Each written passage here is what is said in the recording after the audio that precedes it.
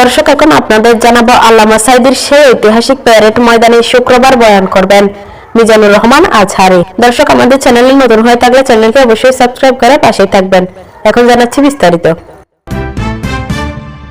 এবার চট্টগ্রামের সেই ঐতিহাসিক প্যারেড ময়দানের তাফসিরুল কোরআন মাহফিলে ওয়াজ করবেন জনপ্রিয় ইসলামী আলোচক মাওলানা মিজানুর রহমান আজহারী। শুক্রবার ইসলামী সমাজ কল্যাণ পরিষদ চট্টগ্রামের উদ্যোগে আয়োজিত তাফসিরুল কোরআন মাহফিলে অংশ নিচ্ছেন তিনি। বৃহস্পতিবার নিজের ভেরিফাইড ফেসবুক পেজে এক স্ট্যাটাসে তিনি এসব তথ্য জানান। মিজানুর রহমান আজহারী লিখেছেন, চট্টগ্রাম বিভাগের বন্ধুরা, ইনশাআল্লাহ আগামীকাল থাকছি ঐতিহাসিক প্যারেড ময়দানে। ইসলামী সমাজ কল্যাণ পরিষদ চট্টগ্রামের উদ্যোগে আয়োজিত তাফসিরুল কোরআন মাহফিলে আসুন, দেখা হবে, কথা হবে। 5 দিন ব্যাপী এই মাহফিল 27 জানুয়ারি থেকে শুরু হয়েছে, 31 জানুয়ারি শেষ হবে।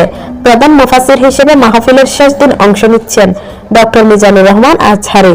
2006 সাল পর্যন্ত ঐতিহাসিক এই তাফসির মাহফিলের প্রধান আকর্ষণ ছিলেন দেলোয়ার হোসেন সাঈদী, যিনি দীর্ঘ 19 বছর একাধারে সেখানে তাফসির মাহফিলে বয়ান করে গেছেন।